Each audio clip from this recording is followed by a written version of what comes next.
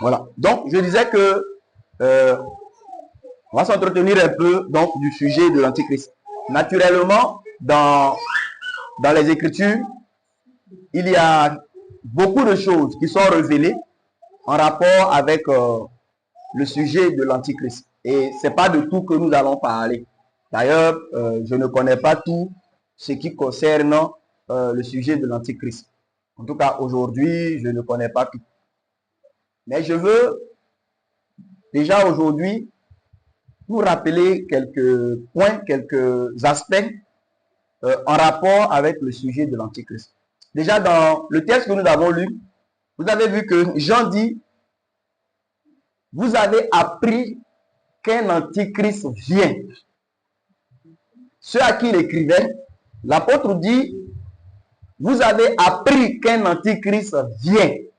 Ça, c'est déjà un point important que je veux aujourd'hui mettre aussi au devant de nous, qu'on puisse quand même y réfléchir quelque temps et qu'on puisse réaliser. Voyez, l'apôtre dit, petits enfants, comme vous avez appris qu'un Antichrist vient. Ça veut dire que, vous voyez, ces frères à qui Jean écrivait, ils avaient eu connaissance.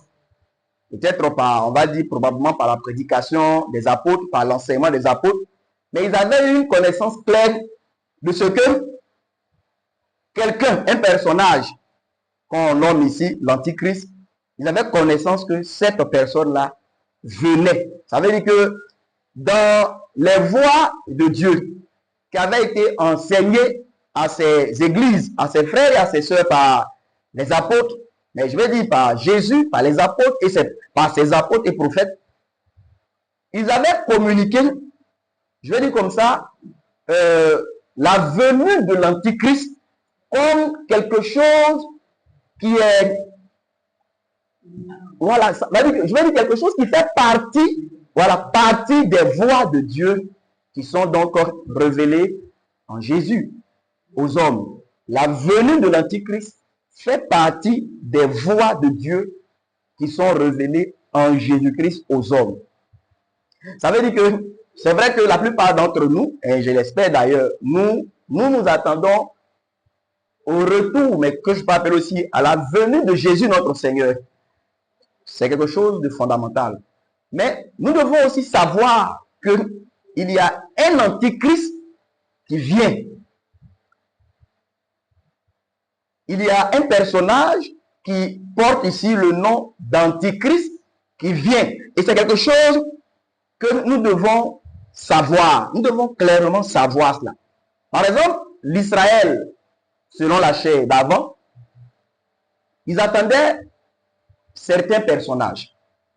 Même s'ils ne comprenaient pas tout. Mais ils attendaient par exemple, premièrement, le Messie. Ils attendaient aussi le prophète. Et ils attendaient aussi Élie. Ils attendaient au moins ces trois personnages. Vous savez ça, non? Voilà. Le Messie, le Christ, qui avait été annoncé par les prophètes, Israël l'attendait. Il vivait dans l'espérance, je parle de l'Israël dans les bonnes dispositions, vivait dans l'espérance de la venue du Messie. Ils attendaient le Messie. Mais ils attendaient aussi un personnage qui était appelé le prophète. Deutéronome 18, si je me trompe, Moïse a dit, le Seigneur, votre Dieu, suscitera du milieu de vous un prophète comme moi.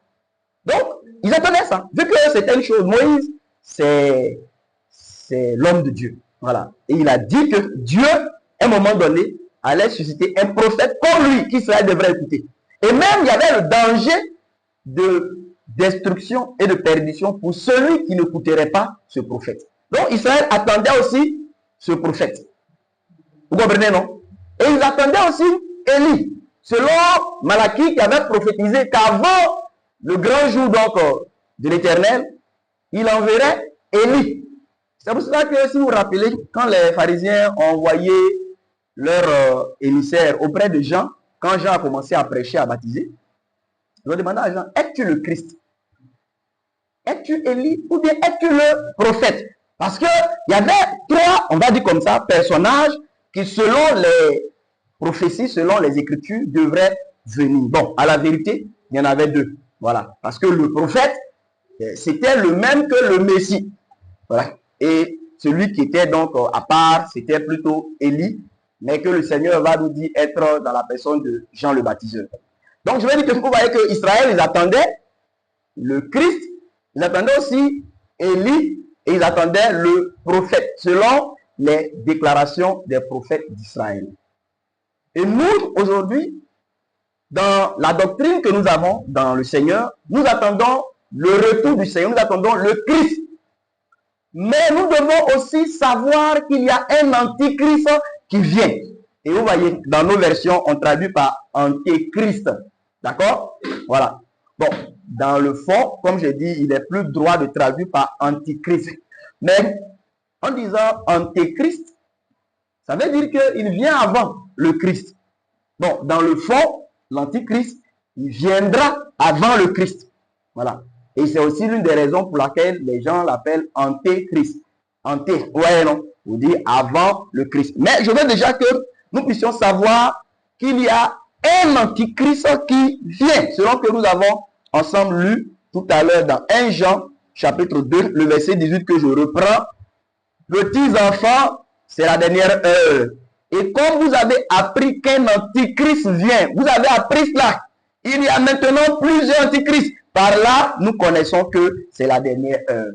Alors, je voudrais que nous aussi, cette chose première, fondamentale que je veux mettre au devant de nous, c'est que nous puissions nous aussi savoir, si on ne le savait pas, qu'il y a un antichrist qui vient.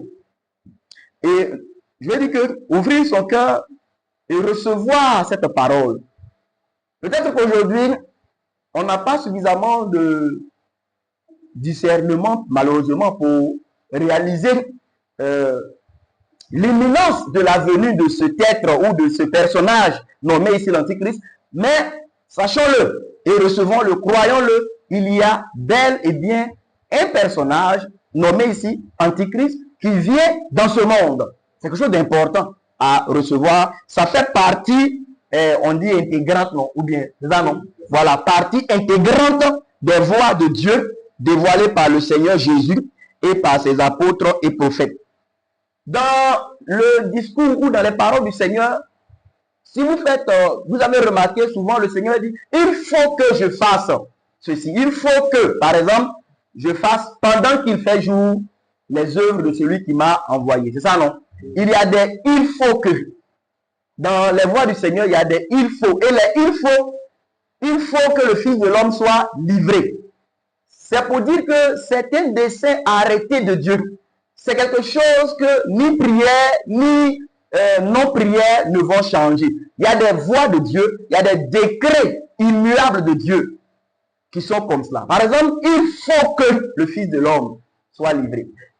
Que les gens prient ou non, c'est une chose que Dieu a décidé, c'est immuable. Et en Dieu, toutes ces voies ne sont pas comme ça.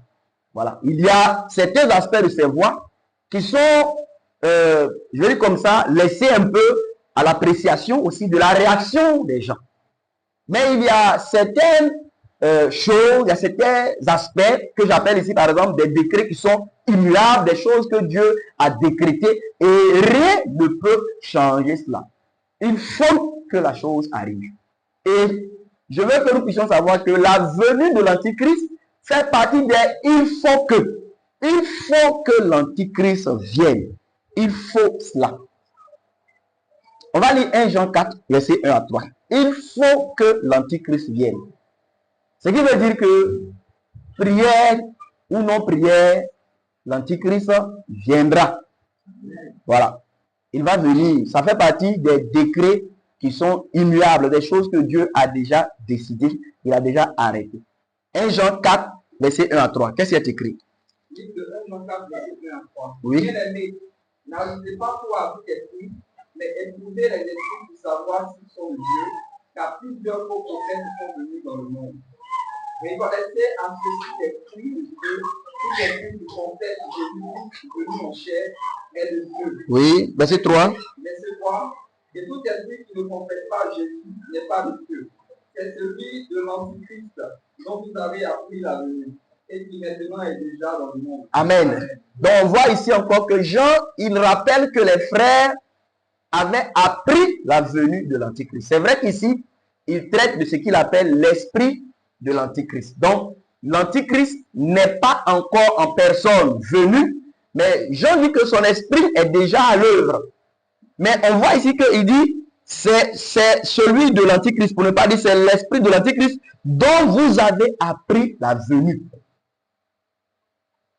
Ce sont des choses qui peuvent paraître si triviales ou évidentes, mais souvent, ce ne sont pas des choses qui sont bien établies et bien acceptées, bien considérées, bien mûries dans le cœur des enfants de Dieu. Mes frères et mes sœurs, je veux déjà ça. Je veux dire que je ne veux pas vous éblouir, hein. Je ne veux pas vous dire des choses que vous n'avez jamais entendues. Je veux rappeler ces choses importantes à chacun de nous. Il y a un antichrist qui vient. Et il faut que cet antichrist-là vienne. C'est un décret déjà arrêté de Dieu. Et cet antichrist-là viendra en son temps de manière, je vais dire que, irréversible, de manière, en fait, qu'on ne puisse même pas changer à quoi que ce soit. L'antichrist doit venir. Maintenant, écoutons. Écoutons ensemble. Hein, suivez ici. Cet antichrist-là, je vais dire comme ça, il doit venir en rapport avec trois choses. Ou, je vais dire sa venue, la nécessité de sa venue. Pourquoi l'antichrist doit venir? Et en rapport avec quoi l'antichrist doit venir? Et je voudrais dire que la venue de l'antichrist là est en rapport avec, si vous voulez, ces trois groupes de, je vais dire comme ça, de personnes que je veux nous rappeler. L'antichrist vient premièrement en rapport avec le monde. Et quand je parle du monde ici, je vais parler de manière simple de tous ceux-là qui sont sans Christ, sans Dieu, qui sont des incrédules, qui sont sans foi ni loi, qui ne croient pas en l'évangile de notre Seigneur Jésus-Christ. On suit, non? Donc l'antichrist doit venir en rapport avec le monde. Le deuxième groupe, c'est que l'antichrist doit venir en rapport avec Israël. Bon, c'est vrai qu'en disant Israël, on peut les compter parmi le monde, dans le sens où ils n'ont pas aussi la foi du Fils de Dieu. Mais n'empêche que c'est quand même un groupe à part. Voilà. Donc, en rapport avec le monde, l'antichrist doit venir. La nécessité de la venue de l'antichrist, ça s'explique par le monde même que nous connaissons. Et cette nécessité de la venue de l'antichrist s'explique aussi par l'Israël selon la chair. Maintenant, le troisième groupe en rapport avec lequel l'antichrist doit venir, c'est l'Église. Amen. Lisons 1 Corinthiens 10, 32. Paul parle un peu de ces trois, plus ou moins, classifications que je viens de vous citer. Donc, l'antichrist doit venir en rapport avec le monde, en rapport avec Israël, l'Israël selon la chair, et en rapport avec l'Église. Et quand je parle d'Église ici, je veux surtout parler de la chrétienté ou du christianisme. D'accord? Mais qui dit chrétienté, christianisme, bon, de manière simple, c'est l'Église. Alors, lisons 1 Corinthiens 10, 32. On a cette classification de ce groupe de personnes. Lisons.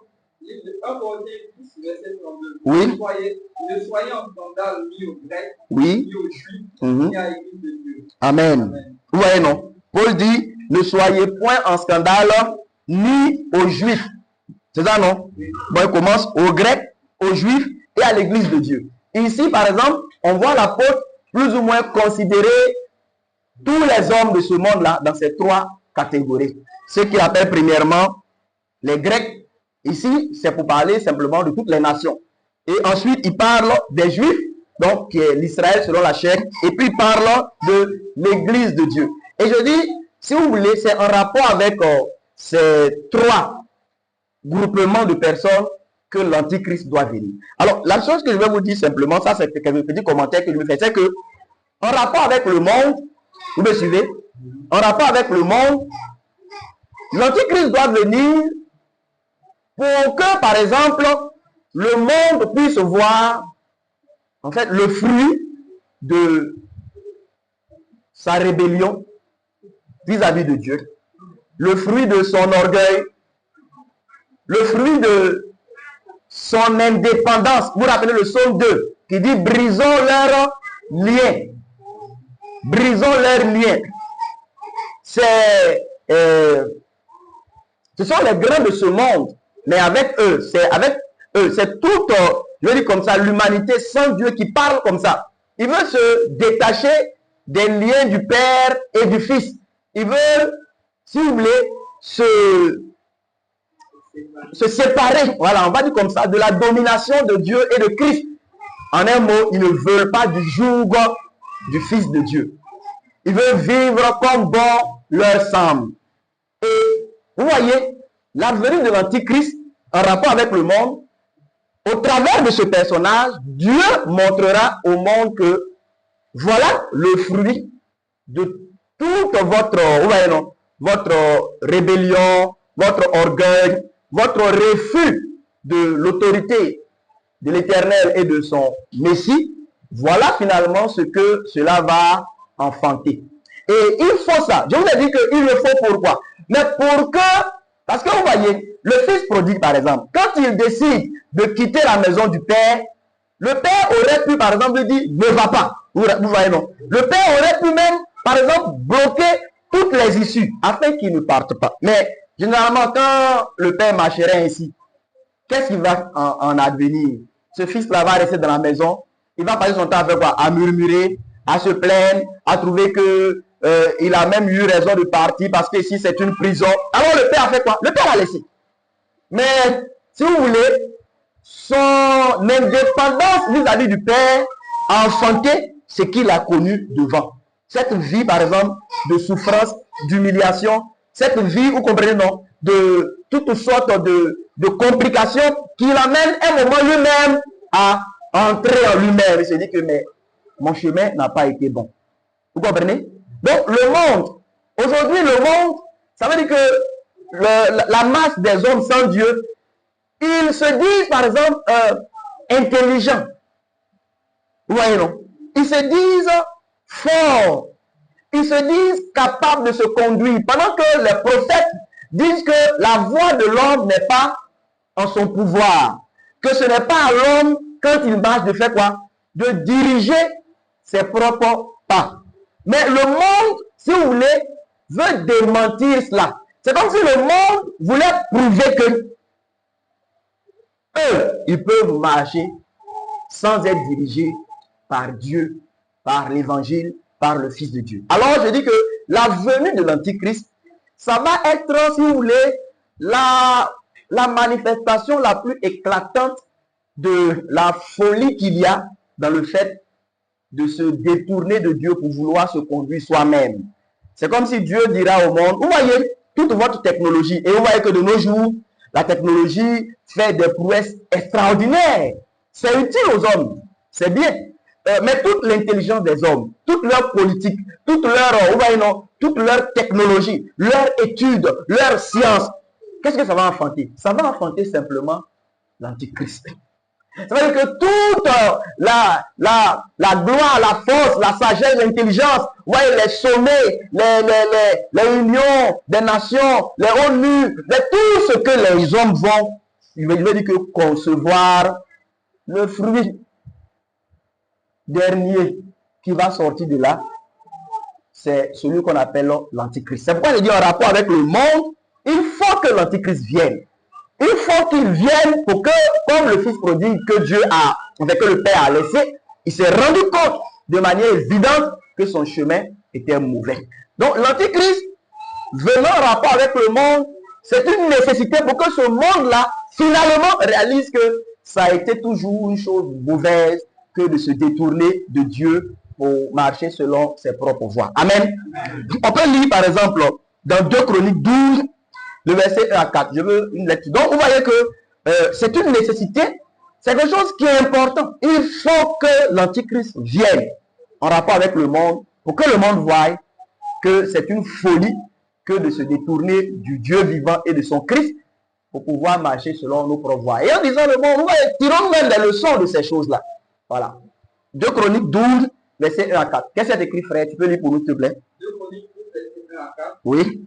Lorsque Roboam se fut affermi dans son royaume, Mhm. il a pris de la force, il abandonna la loi de l'Éternel et tout Israël l'abandonna. Vous voyez, non? Quand il est devenu fort, il a abandonné la loi de Dieu et tout Israël avec lui. Vas-y. Verset 2. La 5e année du règne de Roboam, Mhm. Shishak, Oui. roi d'Égypte, monta contre Jérusalem parce qu'il avait péché contre l'Éternel. Donc, quand ils ont abandonné Dieu, Shishak, roi d'Égypte, est monté maintenant contre Israël parce qu'ils avaient abandonné la voie de l'Éternel. Continue. Verset 3. Il avait 1200 chars et 60 000 cavaliers. Et il vint d'Égypte avec lui un peuple innombrable, des Libyens, des Scythiens et des Éthiopiens. Il prit les villes fortes qui appartenaient à Juda et arriva jusqu'à Jérusalem. Continue le verset 5, s'il te plaît. Lis le verset 5, oui. Alors, Shemacha, le prophète, se rendit auprès de Roboam et des chefs de Juda, qui s'étaient réunis dans Jérusalem à l'approche de Shishak. Lis le verset 8. Et il leur dit, Oui. ainsi parle l'Éternel. Voilà ce que le prophète va dire.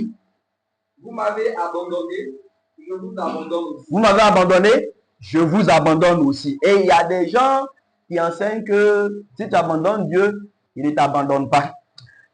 Il faut croire les Écritures. Hein. Et ça, il y a un prophète qui a parlé au jour de Asa, le roi aussi, si vous vous rappelez. Il a dit, si vous me cherchez, vous le trouverez. Mais si vous l'abandonnez, il vous abandonnera. Et Paul a repris ça aussi. Vous dit que si nous souffrons avec lui, nous régnerons avec lui. Amen. Il dit, si nous le régnons, il nous régnera lui également. C'est des choses, je dis que ne nous égarons pas dans certains raisonnements qui sont jolis à entendre.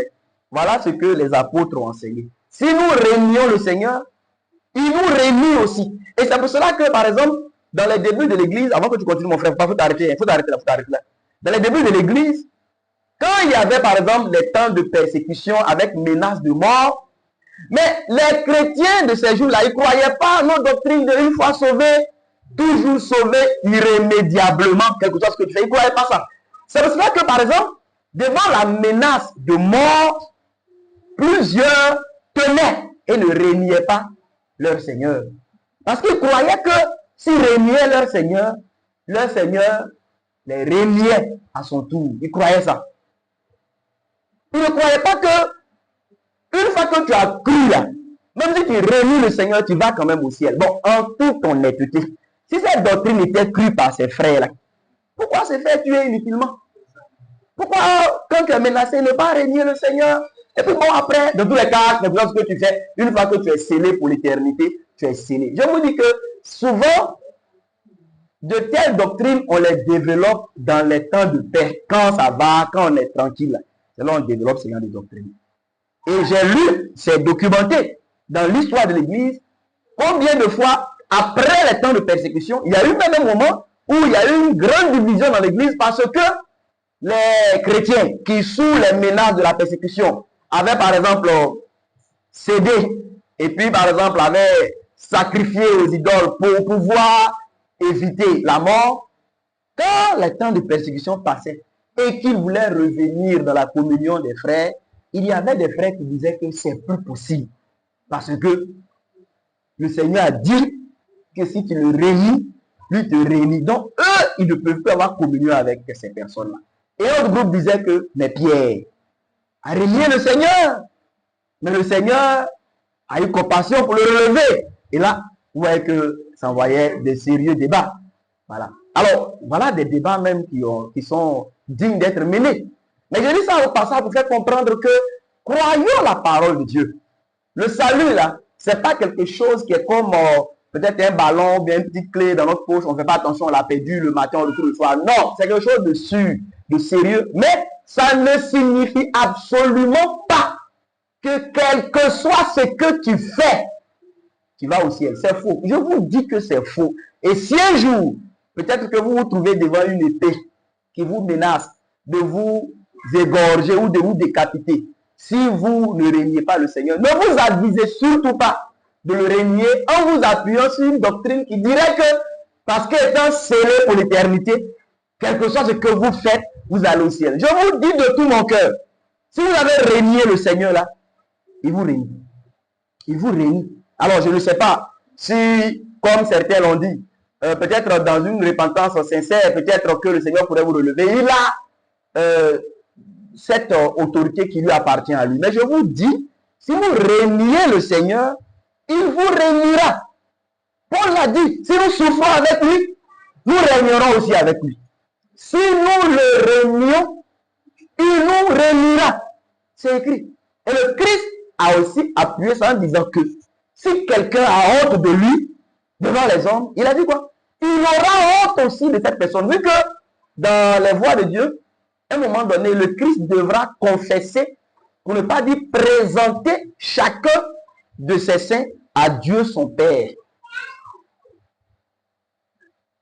Donc celui qui aura honte de lui, le Christ aura aussi honte de lui. C'est pour dire que tu as dit que tu ne m'appartenais pas. Tu as craint de prendre position pour moi devant les hommes.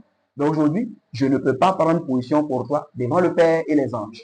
Et vous pensez que ça, on va au ciel quand même comme ça? Ça veut dire que le Seigneur ne prend pas position pour nous devant son Père et les anges, mais on va au ciel quand même. Ah non, les frères et les sœurs, soyons simples. Ah non. Ah non. Ah non. Et dans la parabole dit des talents, les trois serviteurs là, ils appartenaient au même Seigneur. Vous avez remarqué ça, non?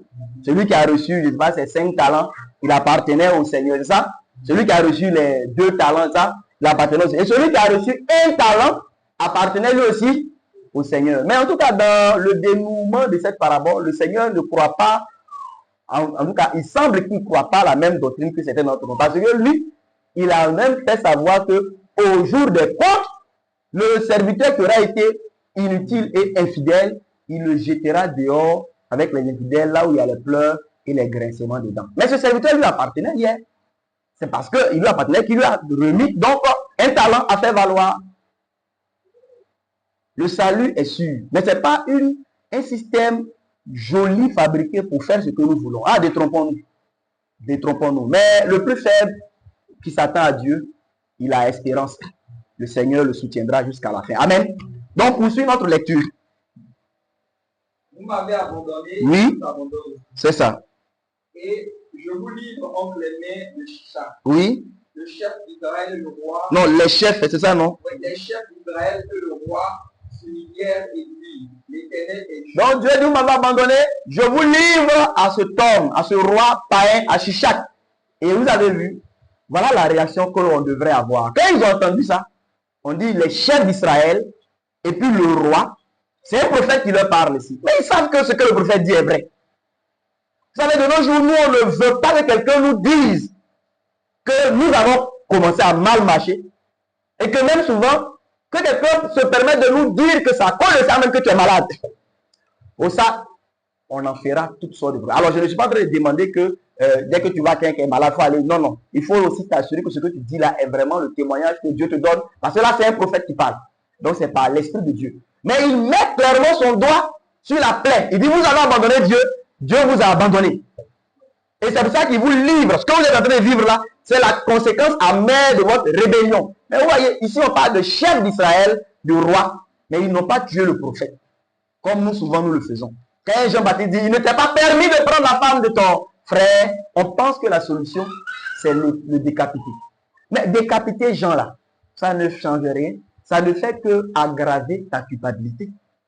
Parce que ce qu'il a dit là, si c'est vrai, je vais dire que si ta manière de marcher est mauvaise et que cela te suscite des problèmes, ou bien que cela est la base de ce que tu vis comme situation mauvaise, et que tu refuses qu'on te dise ça, mais ça ne change rien.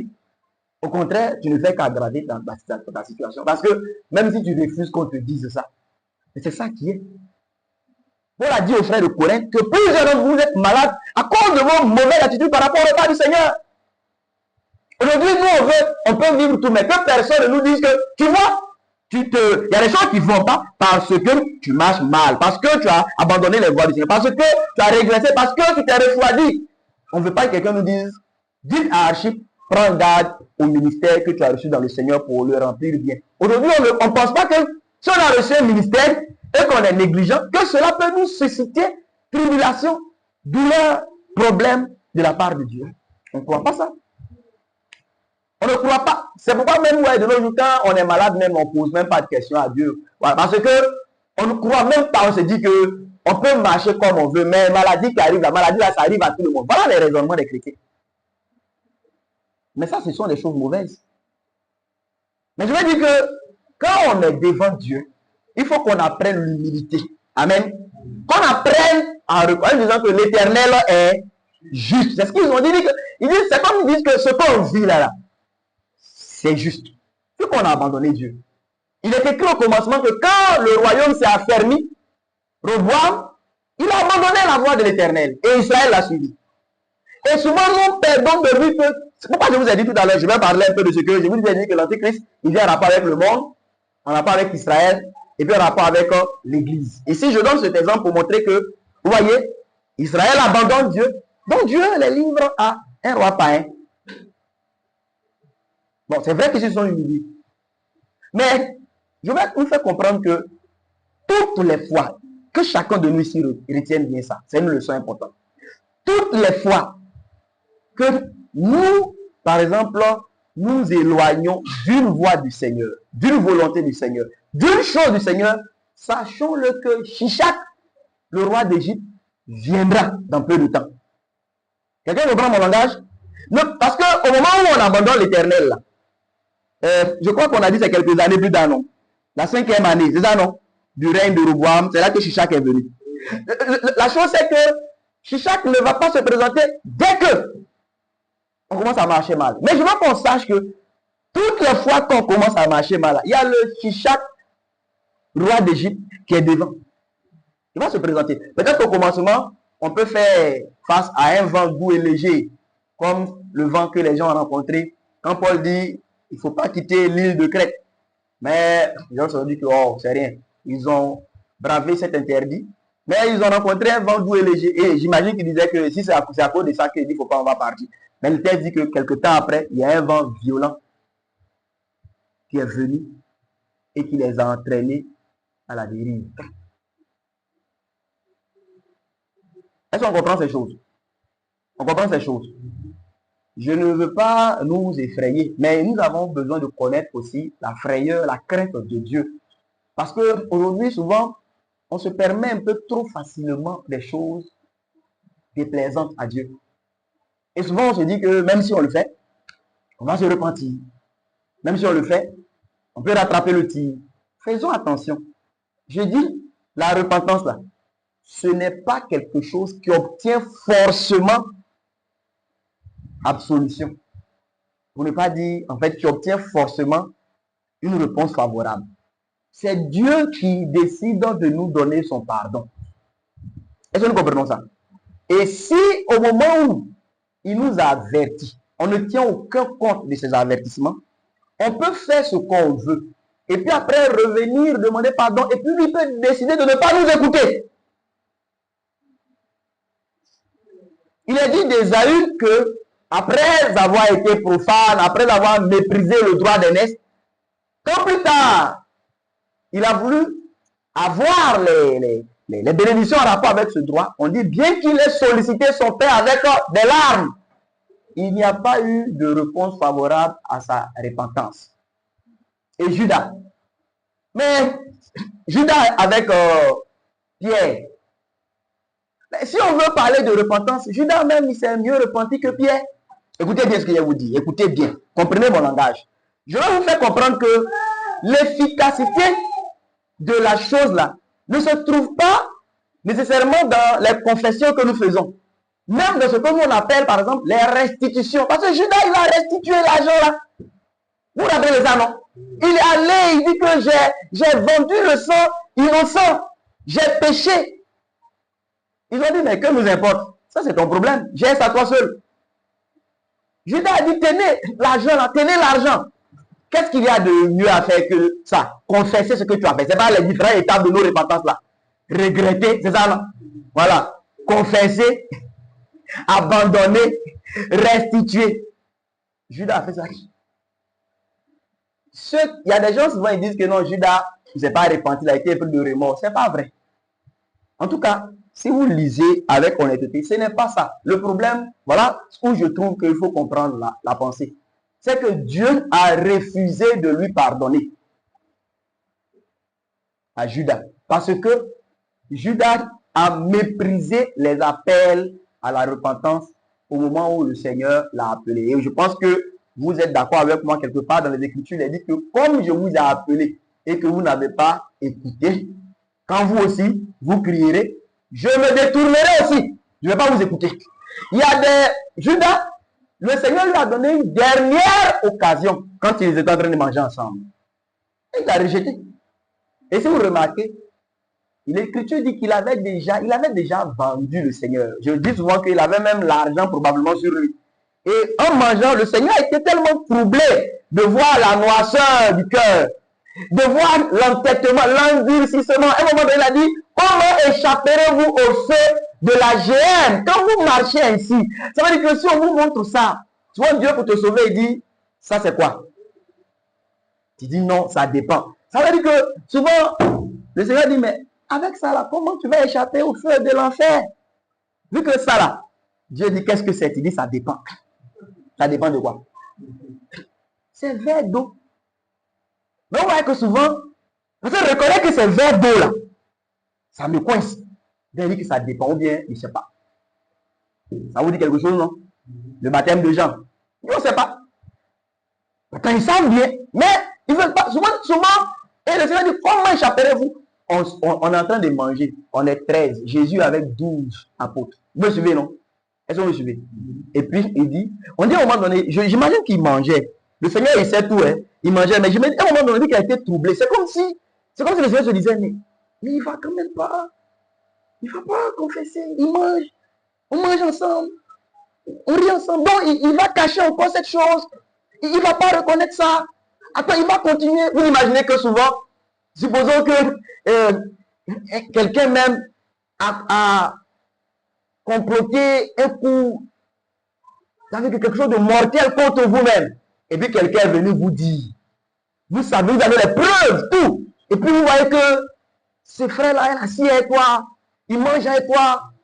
Il dit même que si quelqu'un a essayé quelque chose contre toi, la personne va le rencontrer sur son chemin. Tu dis, mais c'est pas possible. Je me dis que je m'attendais à ce qu'il vienne, par exemple, confesser la chose. Je m'attendais à ce qu'il puisse au moins. Mais Jésus est troublé. Et à un moment donné, je dis comme ça, si vous voulez, c'est la dernière opportunité que Dieu a jetée devant Judas. Le Seigneur a dit, ils sont 13.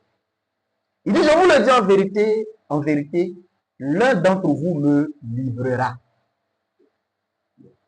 Ça, c'était, si vous voulez, la dernière opportunité que Dieu donnait à Judas de se repentir. La dernière opportunité. Donc, est-ce qu'il a fait? C'est qu'il a épuisé la patience de Dieu. Il a épuisé la miséricorde de Dieu envers lui. Il a épuisé la grâce de Dieu et l'amour de Dieu envers lui. Simplement. Parce que quand le Seigneur a dit, ils sont 13. Et Pierre, je vais dire comme ça, c'est vrai qu'il est homme, il n'est pas sans péché, mais il ne se voit pas de une telle chose. Et c'est bien. Et puissions-nous être comme Pierre. Ne soyons pas des personnes qui entendent les paroles du Seigneur. Par exemple, il dit, je vous le dis en vérité, quelques-uns d'entre vous ici n'entreront pas dans le royaume de Dieu. Et puis bon, et puis on se va à la maison. On ne se préoccupe pas de savoir si c'est de nous que le Seigneur parlait. Pierre dit non. Seigneur, quoi, on est 12 à plus tu as fait 13. Cette affaire de l'un te livrera. Dis-moi, est-ce que c'est moi? Allons, sois franc. Moi, les choses cachées, je ne suis pas dedans. Puissions-nous être comme lui. Parce que nous, souvent, on écoute la parole du Seigneur. Il dit, l'un d'entre vous ici me livrera. Et puis, quand on finit la réunion, chacun s'en va à la maison. On ne s'assure pas de savoir on est de quel côté. Et quand Pierre a demandé, bon, chacun aussi a suivi, même si ce n'est pas suivi, en tout cas, chacun a commencé à demander, est-ce moi, est-ce moi, est-ce moi. Et vous voyez ce que le texte dit. Et je me dis que c'est le moment où le Seigneur, certainement, il a été totalement déchiré. Quand enfin, Judas aussi a pris la parole, il dit, mais Seigneur, est-ce que c'est de moi que tu parles? Mais si vous lisez dans Matthieu, en tout cas dans le déroulement du récit de Matthieu, il avait déjà livré le Seigneur, il avait déjà vendu. Et puis il dit, est-ce que c'est de moi que tu parles? Le Seigneur dit, tu l'as dit. Et selon le récit de Matthieu, il est dit que c'est à ce moment-là que Satan est entré en lui. Ça veut dire que, si vous voulez, c'est à ce moment-là que Dieu, en ce moment, Judas avait épuisé toute la miséricorde de Dieu envers lui. Et Dieu l'a livré. En ce moment, Satan est entré en lui. Et c'est pourquoi je dis que ce qu'il est venu faire après, pleurer, demander pardon, rembourser, Dieu a refusé de lui accorder son pardon. Parce que au moment où Dieu l'a appelé, il a fermé son cœur, il a endurci son cœur. Que ces choses-là nous fassent comprendre. Comme je dis, voyez, il y a des choses, souvent ça est devant nous. Tu sais qu'il ne faut pas le faire, mais tu le fais parce que tu comptes sur la repentance. Il faut faire attention à ça. Que tout ce qui nous arrive là, que ce soit des péchés de notre faiblesse, des péchés de notre incapacité, des péchés de notre imprudence, des péchés de notre manque de vigilance. Mais n'allons jamais, par exemple, nous-mêmes, consciemment dans quelque chose, et puis comptant prétendument sur la repentance. Ça peut nous être très fatal. Ça peut nous être très fatal. Est-ce que vous comprenez ce que je dis là? Parce que la repentance, là, après que tu aies confessé, abandonné, restitué, il faut que Dieu t'accorde son pardon. Et il peut ne pas te l'accorder. Parce qu'il estime qu'au moment où il t'appelait, tu as fermé ton cœur. Tu avais l'opportunité d'écouter, mais tu as fermé le cœur. Alors, au jour où toi aussi tu crieras, lui aussi détournera l'oreille. Il faut faire attention à ça. Amen. Alors, finis notre test, mon frère. Donc, on a versé maintenant 7, oui. Verset 7. La parole, et quand l'Éternel vit qu'il s'humiliait, Oui. la parole de l'Éternel fut ainsi adressée à Shemaïja. Oui. À Shemaïja. Ils se sont humiliés. Donc Dieu dit, se sont humiliés. Je ne les détruirai pas. Je ne les détruirai pas.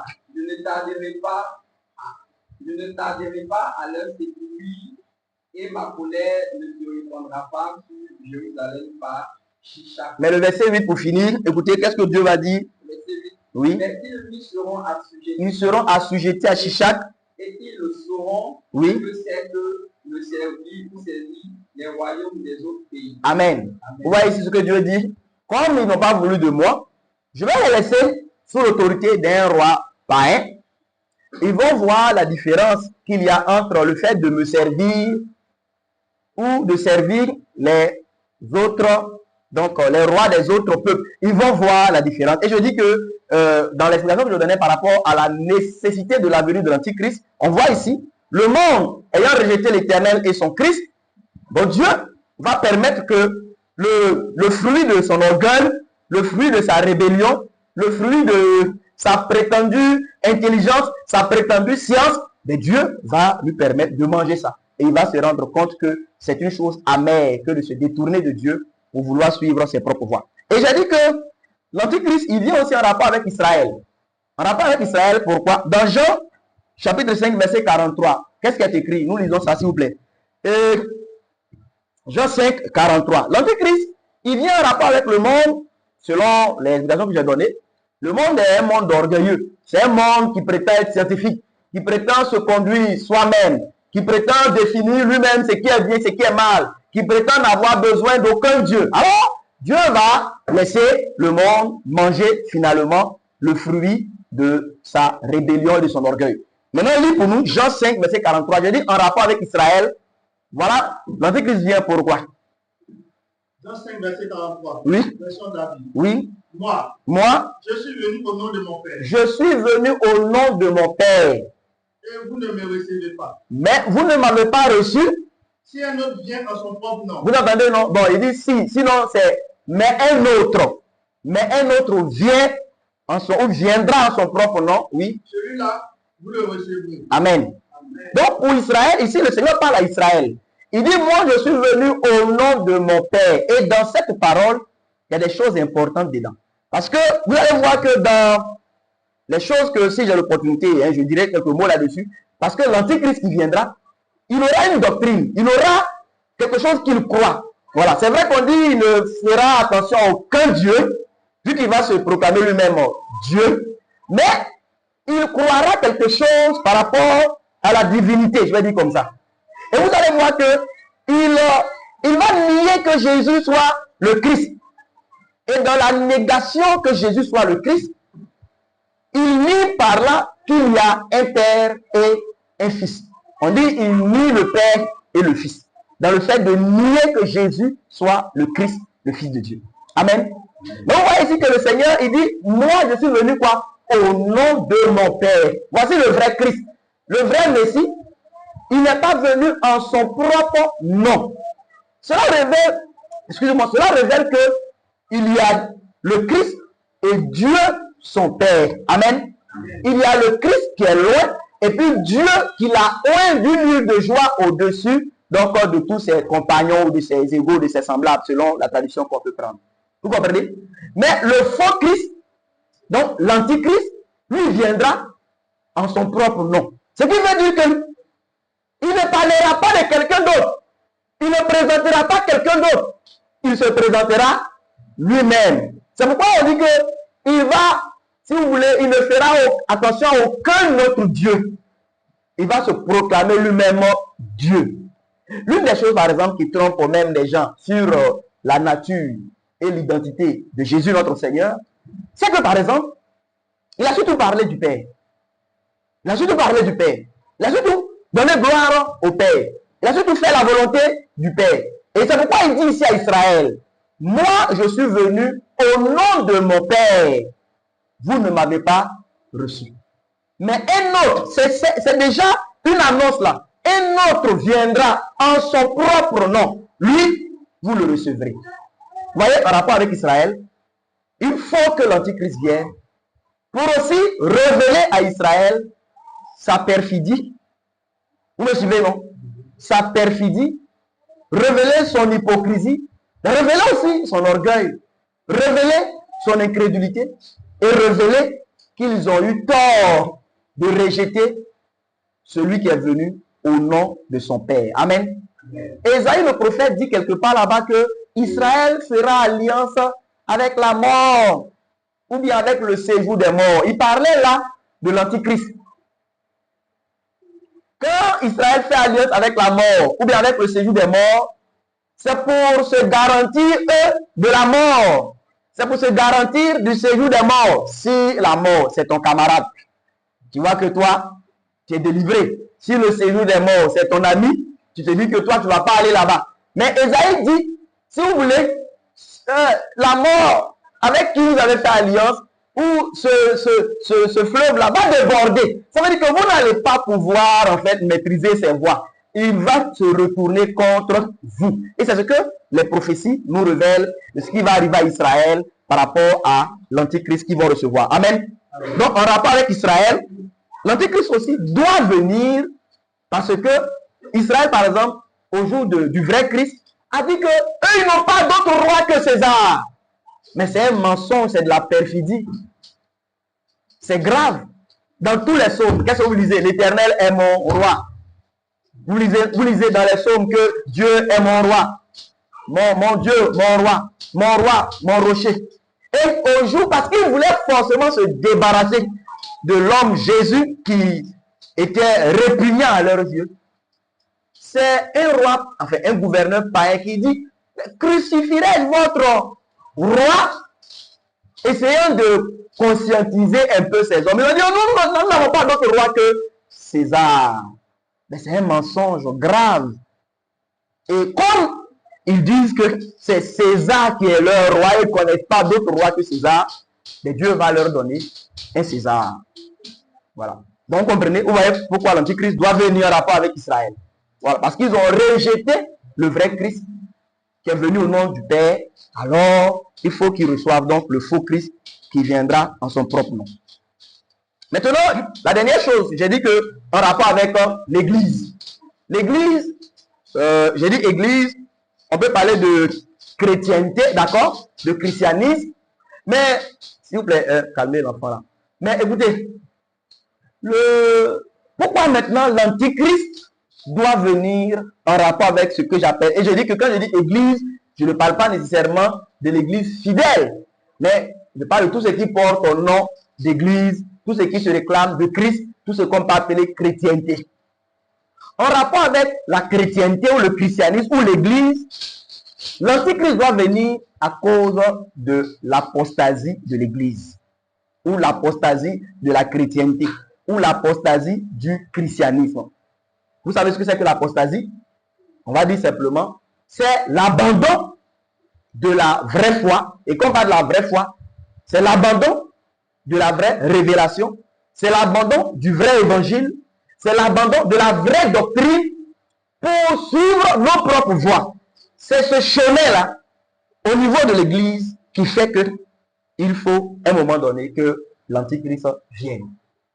Vous vous rappelez dans 2 Thessaloniciens, quand Paul va parler de l'homme du péché, il va dire qu'il vient, qu'il va venir pour ceux qui n'ont pas eu quoi? L'amour de la vérité pour être sauvés, mais qui ont pris plaisir au mensonge, qui ont pris plaisir à l'iniquité. Et les apôtres annoncent que dans les derniers temps, beaucoup de foules abandonneront la foi. Et abandonner la foi, ils ne sont pas en train de dire que ces gens-là vont devenir musulmans, ou bien bouddhistes, ou bien kamites. Non. Il veut dire qu'ils vont rester dans une foi, mais qui n'est pas la foi telle que transmise au sein une fois pour toutes.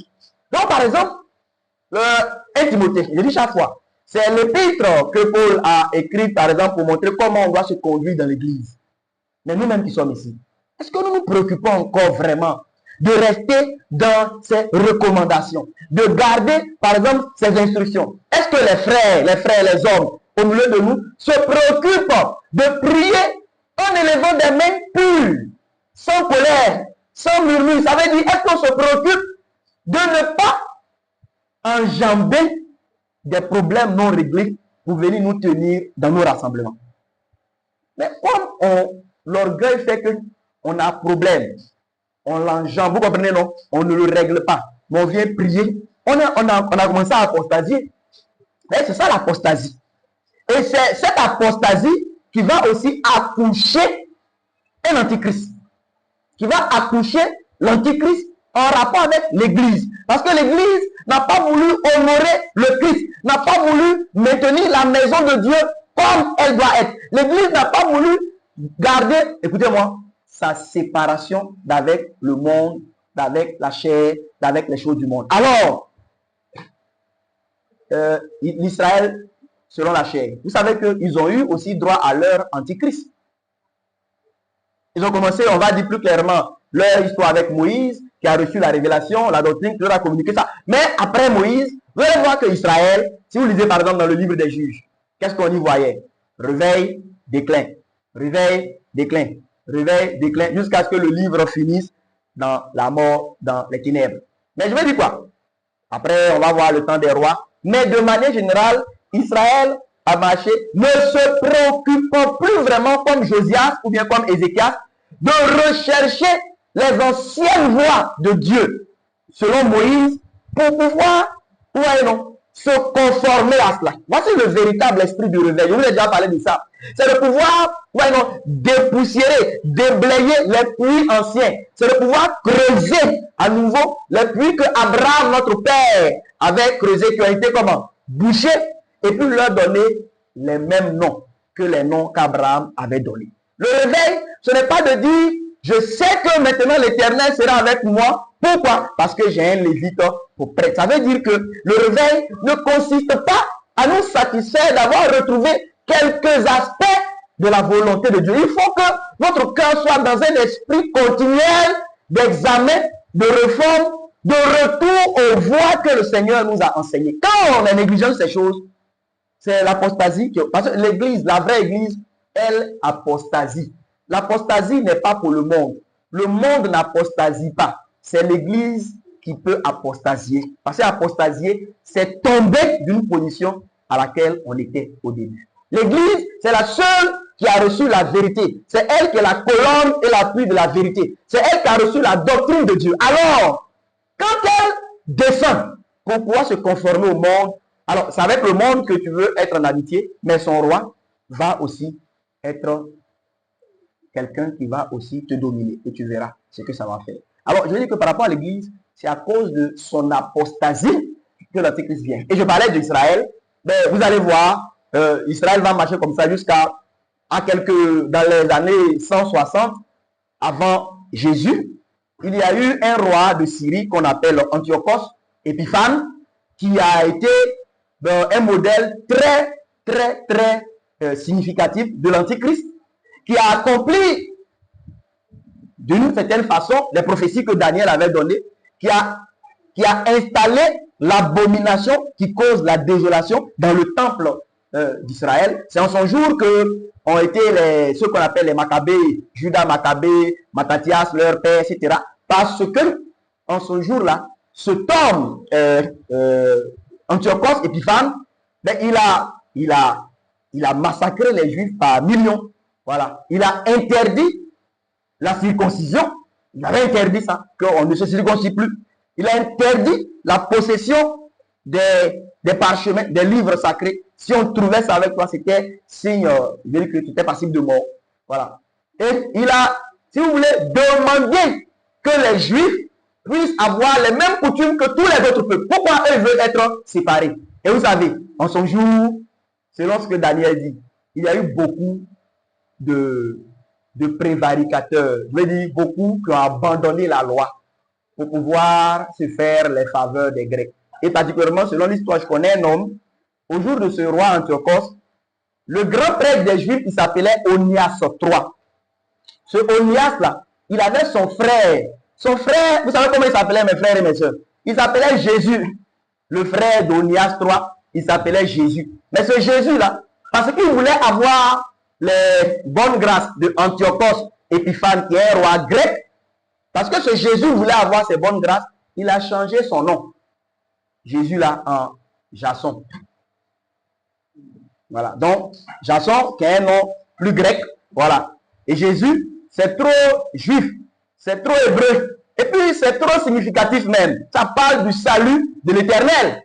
Il a changé. Il s'est fait appeler Jason. Il a donné l'argent pour que Antiochos puisse destituer son frère. Vous voyez comment la souveraine sacrificature était devenue. C'était devenu de la politique. Donc, Antiochos a destitué son frère pour que lui, il puisse devenir souverain sacrificateur. Et quand il est devenu souverain sacrificateur, il a favorisé beaucoup de réformes. C'est en ce moment-là qu'on a construit à Jérusalem des gymnases pour pouvoir aussi faire les Jeux olympiques. Et les prêtres, les sacrificateurs, maintenant, ils abandonnaient le temple pour, par exemple, aller suivre les Jeux. Ouais, non, c'est détendre, c'est pas mauvais. Voilà, les prêtres d'Israël étaient dans les gymnases pour regarder ballon. Et plusieurs ne pratiquaient plus la circoncision. Voilà. Tout ce qui était du culte véritable, la plupart les abandonnaient. Mais vous voyez que Daniel avait prophétisé, mais ceux qui connaîtront leur Dieu allaient tenir ferme. Et parmi ces prophéties-là, je veux dire que Mattathias, cet homme-là, Maccabée avec ses enfants, ils ont été un accomplissement quand même remarquable, même si c'était super, je veux dire que pour un temps, mais ils ont été un accomplissement parce qu'ils ont tenu ferme. Ce Mattathias, il a dit, malheur à moi, est-ce que moi je suis né pour voir, si vous voulez, la destruction, la corruption, la dégradation de mon peuple? Ils ont lutté, c'est vrai, en leur jour c'était avec des épées, mais ils se sont donnés, se sont battus pour la restauration du culte du vrai Dieu. Et Dieu les a soutenus parce qu'ils ont pu avoir la victoire, ils ont pu purifier le temple, ils ont pu restaurer le culte donc du Dieu d'Israël en enlevant donc ces abominations que Antiochos avait introduites dans le temple. Mais vous voyez, ce que je dis là, Israël a connu ça. Donc vous allez voir que ce qui a conduit Israël finalement à cet antichrist, à se lier avec ce roi païen, idolâtre, mais c'est le refroidissement, c'est l'abandon qu'Israël, petit à petit, a commencé à avoir par rapport donc à la révélation, à la loi que Dieu leur avait révélée en Moïse. Et l'Église, elle connaîtra aussi l'Antichrist. Et quand je parle de l'Église, je parle de la chrétienté, du christianisme, parce que la plupart, la grande majorité de l'Église s'est éloignée des voies droites du Seigneur pour pouvoir s'accommoder au monde, pour pouvoir, vous voyez, non, faire disparaître la séparation que Dieu a voulu établir entre nous et le monde. On veut être en conformité avec le monde et cela va finalement nous faire donc déboucher sur cet homme de péché. Amen. Voilà. Est-ce que vous avez compris quelque chose? C'est bon? D'accord. Bon, ben donc, je pense qu'il y a quelques autres choses à dire, mais je voudrais m'arrêter ici. Et je voudrais surtout aujourd'hui, si vous voulez, voici les deux choses que j'ai eu à dire. J'avais voulu parler un peu de la doctrine que l'Antichrist allait tenir, mais si j'ai eu une autre opportunité, peut-être que je pourrais en parler. Je vais m'arrêter vu qu'il est presque 21h. Mais je voulais aujourd'hui surtout qu'on réalise qu'il y a un Antichrist qui vient. Surtout ça, premièrement. Et deuxièmement, j'ai expliqué qu'il vient en rapport avec ces trois groupements, on va dire quoi, des hommes, en rapport avec le monde, en rapport avec Israël, selon la chair, et en rapport avec la chrétienté ou dans l'église, ou l'église. Et en rapport avec le monde, parce que le monde n'a pas voulu de Dieu et de son Christ. Donc, Dieu va finalement, et il a laissé marcher dans ses propres voies, mais le monde va se rendre compte que finalement, celui qu'ils vont prendre comme l'homme accompli, parce que l'Antichrist, il sera l'homme adulé, l'homme accompli, l'homme, on va dire presque parfait que le monde, vu qu'on le verra comme le sauveur, l'homme le plus intelligent, celui qui aura toutes les stratégies pour renvoyer la paix, pour envoyer... Ouais, non. Mais Dieu va montrer qu'en fait, c'est la mort, c'est le séjour des morts. Ça, c'est en rapport avec le monde. En rapport avec Israël, mais, ayant rejeté le vrai Christ, qui est venu au nom de son Père, mais Dieu va aussi permettre donc que le faux Christ vienne et ils vont se rendre compte, eux aussi, qu'ils ont commis une grave erreur en rejetant celui qu'ils ont donc percé. Et en rapport avec l'Église, ben, l'Antichrist viendra parce que l'Église, vous voyez, n'a pas veillé à demeurer fervent, n'a pas veillé à demeurer séparé du monde, n'a pas veillé à demeurer séparé des choses du monde. Et cette séparation, elle se fait par l'écoute et la pratique de la saine doctrine. Mais comme on a rejeté la saine doctrine, comme on veut se conformer au monde, comme on ne veut pas être séparé, on ne veut pas qu'il y ait des choses chez nous qui, par exemple, ne plaisent pas au monde. Et tout à l'heure, je vous ai parlé du temps d'Antiochos. Mais pourquoi Jérusalem, c'est la seule ville où il n'y a pas de gymnase, c'est la seule ville où il n'y a pas de cinéma, c'est la seule ville où on peut pas, ouais, non, courir un peu en coulant, ouais, non, pour faire son sport. Pourquoi c'est chez vous là-bas qu'on ne fait pas si on ne fait pas ça? Alors, bon, vous savez, la séparation, ça souvent envoie la persécution. Et comme on ne veut pas être persécuté, ben, on enlève tout ce qui peut causer séparation entre nous et le monde pour pouvoir être content. Aujourd'hui, comme ça, la position de beaucoup de prédicateurs par rapport à la place des hommes et des femmes dans l'œuvre de Dieu, ben, c'est une position qui est surtout pour être alignée, ouais, non, avec le monde. Voilà. Parce que quand des jeunes femmes qui font leur émission, c'est live TV ou bien quoi, quand elles t'invitent, bon, elle n'aimerait pas un pasteur qui dit encore que il faut pas que la femme enseigne, qu'elle se taise dans les assemblées. On va pas t'inviter. Voilà, tu es un pasteur peut-être attardé, tu es dans les temps anciens, tu fais partie de ceux, voilà, qui créent, voilà, la domination masculine, etc. Donc, vous voyez, et pour pouvoir sembler être quelqu'un vraiment qui voit les choses comme, voilà. Donc, voilà, mais en faisant ça, on apostasie, on s'éloigne de la sagesse de Dieu, on se conforme au monde. Alors, il y a un fruit qui sortira de là. Ce fruit-là, ce sera aussi l'avènement de l'Antichrist par rapport à cette apostasie. Et si vous lisez les Écritures, les prophéties, vous allez voir que finalement, l'Antichrist qui vient aura un rapport avec la fausse église. Voilà, ou cette église qui est appelée la prostituée dans les Apocalypses. Dans l'Apocalypse, pardon, la prostituée. L'Antichrist aura des rapports avec elle, mais finalement, l'Antichrist et son système se retourneront contre cette prostituée pour la détruire. Voilà. Donc, que la paix du Seigneur soit avec vous. Amen.